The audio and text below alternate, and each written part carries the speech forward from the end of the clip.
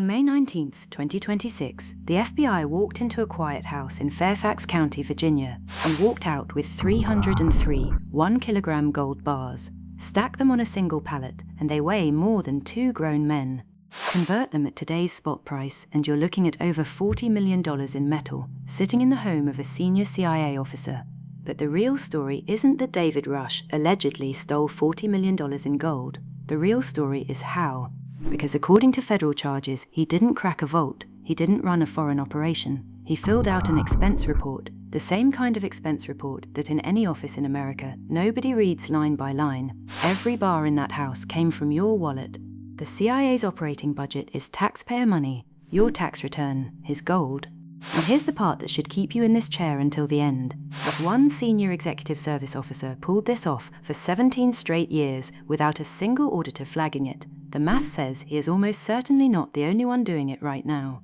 Stay with me, because the method prosecutors describe is going to change the way you think about where your federal taxes actually end up. The man at the center of this case is named David Rush. Inside the Central Intelligence Agency, he held the rank of Senior Executive Service, SES, the highest civilian tier you can reach without a presidential appointment. Think of it as the layer directly beneath the political appointees, the career operators who actually run the building.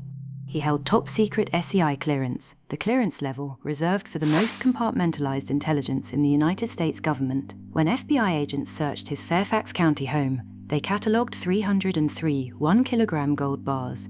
A kilogram of gold is roughly the size of a deck of cards, but twice as heavy as a hardcover book, and there were 300 of them, enough to fill a kitchen cabinet from floor to ceiling. Alongside the gold, approximately $2 million in physical cash and 35 Rolex watches. Not one, 35. The case did not start with a routine audit. CIA Director John Ratcliffe personally referred David Rush to the FBI. A sitting CIA director walking a case across the river to the Bureau is not a procedural footnote. It signals that internal oversight channels were either compromised or deliberately bypassed. Federal prosecutors allege Rush did not merely steal from the agency. They allege he used the agency's own system to do it. The CIA describes its background investigation process as the most rigorous security vetting in the world. Polygraphs, financial disclosure, foreign contact reporting, reinvestigation every 5 years. Here is what that process missed. David Rush, according to federal charges, claimed a bachelor's degree from Clemson University. Clemson has no record of him. He claimed a master's degree from Rensselaer Polytechnic Institute. RPI has no record of him either. He claimed to be a former United States Navy test pilot, with 744 logged hours in the cockpit. Navy personnel records show David Rush was an IT technician. 0 flight hours, not a reduced number, 0. Prosecutors allege those fabricated credentials translated into roughly $77,000 in fraudulent federal pay and benefits, the smallest number in this entire case, and in some ways the most damning, because it's the one that should have been the easiest to catch. This wasn't a new hire who slipped through onboarding. This was a 17-year career, with security clearance renewals stacked on top of each other across nearly 2 decades. Every renewal a chance to verify a degree with a single phone call. Every renewal, that phone call was not made. The system built to catch the spy across the ocean missed the one walking through its own front door. Before we walk through how David Rush is alleged to have done this, something has to be said that complicates the story and makes it worse, not better. The CIA uses physical gold for legitimate reasons. This is not a secret, and it is not a scandal. Gold is the oldest covert currency on Earth. It does not leave a paper trail. It does not require a bank. It does not care what passport you hold or what sanctions list a country is on. A field officer in a collapsed state, a foreign asset who cannot be wired money without exposing the relationship, a payment that has to disappear the moment it changes hands. For all of these, gold works when nothing else will.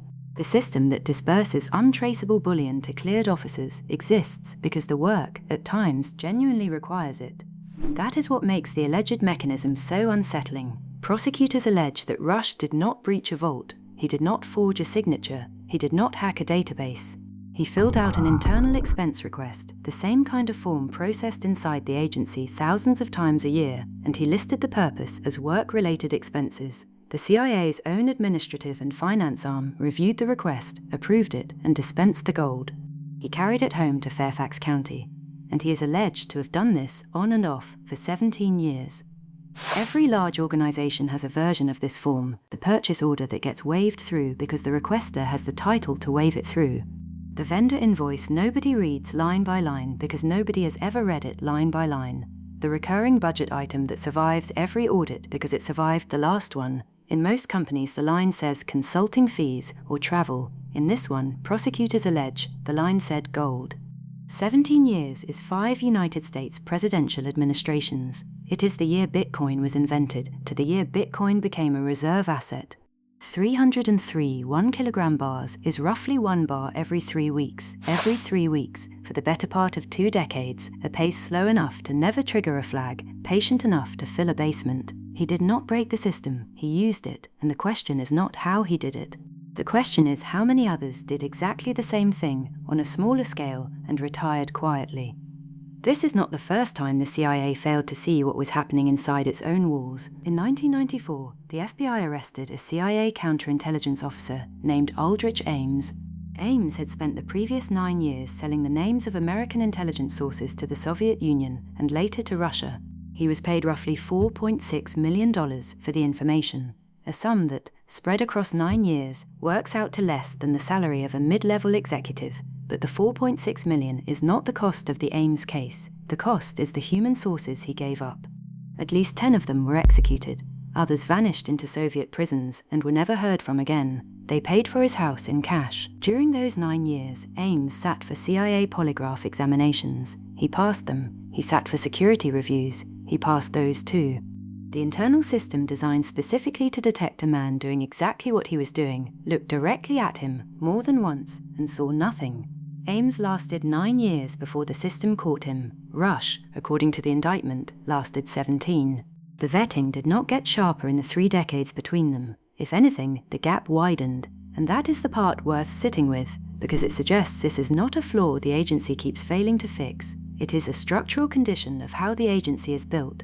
Classification protects sources, compartmentalization protects operations. Together, they also protect the insider, because the same walls that keep foreign intelligence services out keep auditors out as well. When you cannot audit a budget because the budget itself is classified, you have not built a secure system. You have built a system in which theft is structurally possible, and this is not new information. The predictable response to David Rush is the easy one. Bad actor, edge case. Rotten apple in a barrel that mostly works. The system caught him, so the system functions. Case closed, move on. That framing is wrong, and to understand why, you have to go back to 1975. In 1975, the United States Senate convened what became known as the Church Committee. It was not a podcast. It was not a conspiracy forum. It was a formal Senate investigation on the public record, and what it found was this. The Central Intelligence Agency had spent the better part of 2 decades running illegal domestic surveillance, unauthorized assassination plots, and off-book operations that no elected official had approved and no internal mechanism had corrected. The agency had not policed itself. It had not been able to police itself. The structure did not permit it. Out of those hearings came real reforms: the Foreign Intelligence Surveillance Act, permanent intelligence oversight committees in both chambers of Congress, a framework, on paper, designed to make sure 1975 never happened again. But one thing did not change. The classification model stayed exactly where it was. The black budget stayed exactly where it was. The compartmentalization stayed exactly where it was. And here is the structural point. When the expense reports are classified, when the audit of those expense reports is also classified, when the auditor is cleared by the same agency that signs his paycheck, and when no member of the public is permitted to see any line item, you have not built an auditable institution. You have built an institution where theft is structurally available, and where the only working corrective mechanism is the same one that caught David Rush. Someone, somewhere, getting greedy enough to be noticed. Rush got noticed. The question is what that actually means. Here is the mechanism, stated plainly. David Rush, prosecutors allege, used a legitimate Central Intelligence Agency expense system, a system designed to disperse gold for covert operations, and he filed expense reports against it for 17 years. The agency processed those reports. The gold went home with him. That is the entire story. Now consider the scale of the budget that system sits inside. The Central Intelligence Agency's black budget is estimated at roughly $50 billion a year. $50 billion is more than the annual operating budget of the entire New York City public school system, serving nearly 1 million children, multiplied by 2. It is larger than the gross domestic product of more than 90 countries. And not a single line item of it appears in any document an American taxpayer is permitted to read.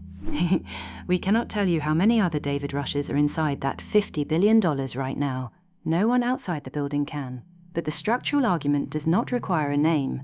One man filed an expense form 303 times, and the system processed it. The oversight that exists, on paper, to prevent exactly this, cannot see into the line items where it happened. That is not paranoia. That is the Church Committee's finding from 1975, confirmed again in May of 2026.